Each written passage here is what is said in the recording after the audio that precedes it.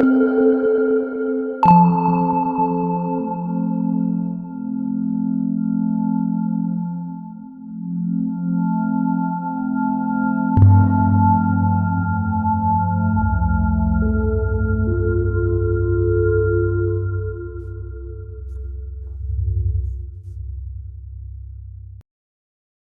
start with news from the past.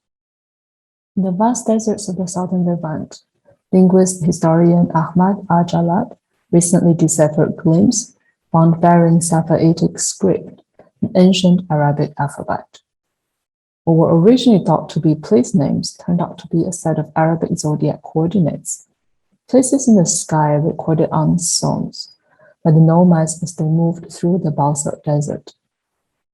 Here, the star atlas was born of multiple movements, the collective movements of the nomads, the dancing movements of the stars, and the third kind of movement, communicating in between to condition the equilibrium of men to earth and to heaven.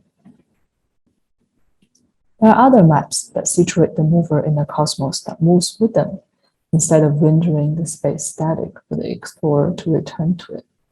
The sun lines, the Polynesian star compass, Taoist landscape paintings, the cosmograms, or a compass for feng shui called luopan in Chinese and Petroglyphs in Korean. For me, narrative practice is very much about worlding, and as such, it is a material practice and triggers embodied knowledge. Embodied knowledge is a practice of relating to the world from the here and now. But time itself is intensive, so that the here and now encompasses many times and many spaces. This depolitarizes ourselves from the formalization and industrialization of memory, using dead tools for the exteriorization of memory, and reactivates the living memory. Here, I also follow the new materialist and feminist reading of memory that is not yours, which is not to say epigenetics, or anything that science is remotely close to revealing. And I also follow the various traditions in Asia that can be loosely characterized as shamanic or Taoist practices and reincarnation beliefs. For all of them show the passing of different material constellations in intensive, nonlinear time. Narratives that form the center of my work concerns Eurasian geographical imaginations. During my travels around the continent, the deep time and deep space of Eurasia has always prompted me to ask, following French anarchist geographer Alice Reclus 120 years before me, how to form one body with the planet itself? Or how can we unmap Eurasia? Such is the title of a long-term curatorial research and teaching project with dear co-traveler and colleague Bina Choi. Eurasia is at once a geographical and geopolitical space that transgresses the division of Europe and Asia, unfolding non-Eurocentric historical and contemporary narratives of human movements, trade, war, and other encounters. Within the contemporary context, the most notable is China's Belt and Road Initiative, known as the New Silk Road, while the post-Soviet era presents a country like Kazakhstan, which claims itself as the heart of Eurasia. And to be sure, Russia has a strong stake in claiming Eurasia. Classical Eurasianism emerged in the 1920s as a theory that claimed full cultural relativism, acknowledging the opacities and differences of cultures in the context of a critique of Western dominance. Each cultural space has its unique characters and should develop its own path to modernity. And one of them was Russian Eurasia, the supranational geoculture and united under the self-identification of Russia with its Eastern traits. These polycentric worldviews may harbor in emancipatory potentials, but can also be co-opted. So the right-wing Eurasianist movement today is headed by Russian political strategist Alexander Dugin, an anti-American, yet in effect neo-imperial Russian political movement. Mired in muddled geopolitics Dugin's Eurasianism celebrates Russia's expansionist agenda to build a Eurasian sphere of influence, using the ocean and continent as a metaphor to describe a continental grounding associated with Eurasia, and to condemn liberal intellectuals for following the water, the Pacific, and looking west. Beyond these claims, Eurasia is also a geopoetic figuration that points to multiple mutations of materials and ideas. It is here where ancient technology falls into the future, and where the cosmos aligns with the techne. On an excursion to Vladivostok, we visited the public museum Armitage, where we came across a painting called Petroglyphs, which depicts whales and deers in a prehistoric style by modernist artist Igor Doni from Magadan in eastern Russia.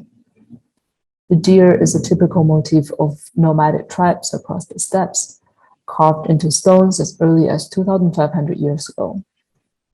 Reindeers are believed to be a medium of communication between the human Rhine and the Rhine above, or Tengri in various Central Asian and Siberian languages, due to the shape of its antlers.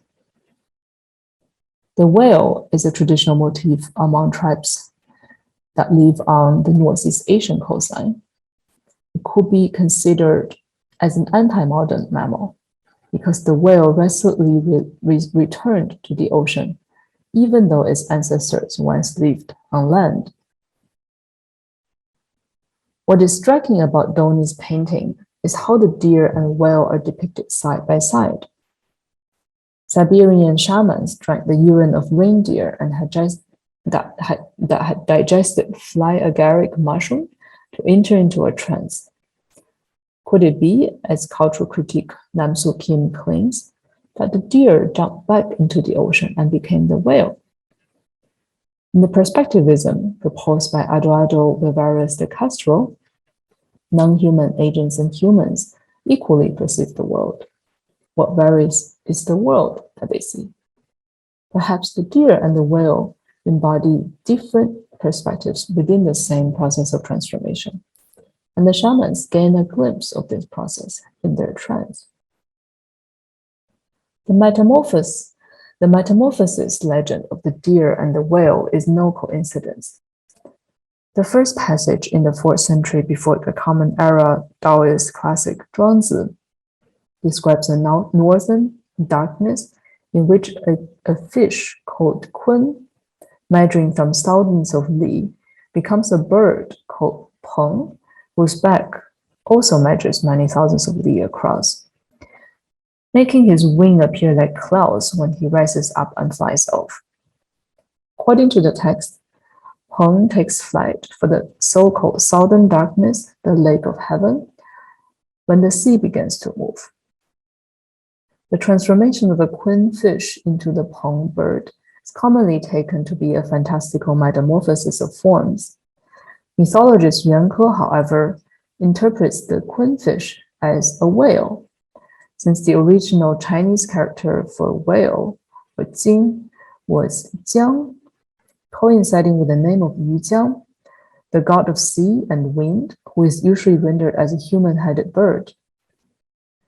Scholar Yang Rubin then suggests that the Peng bird is in fact a phoenix, since the original character for wind, feng, and phoenix, feng, were used interchangeably and are pronounced similarly.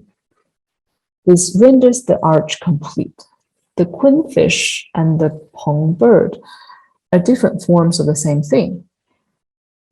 And this being is simply qi itself, the energy of ether in transformation. It follows that kun could represent the water energy, the yin energy, and peng could represent the fire and wind energies, or yang energy.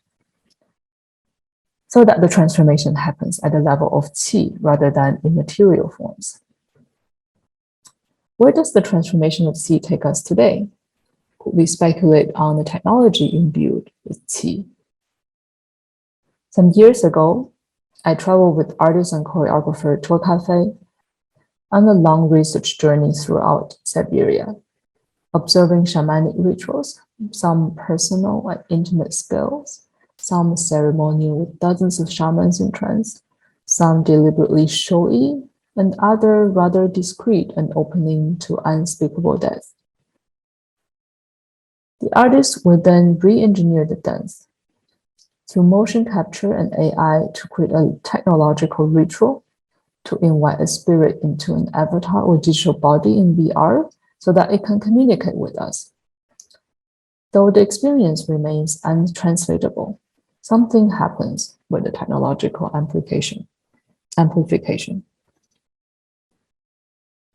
Sometimes the digital avatar would make really strange, twisting movements that perhaps no human being could ever achieve. What was essentially a glitch became the most interesting moment because it surpassed both the technology and the human, pointing to an AI or an avatar that is half human and half spiritual. Out of a year-long experimental classroom at a radical art school, we developed the Eurasian Underground Library. The Eurasian Underground Library opens and can be accessed when and where some of its librarians move and come together.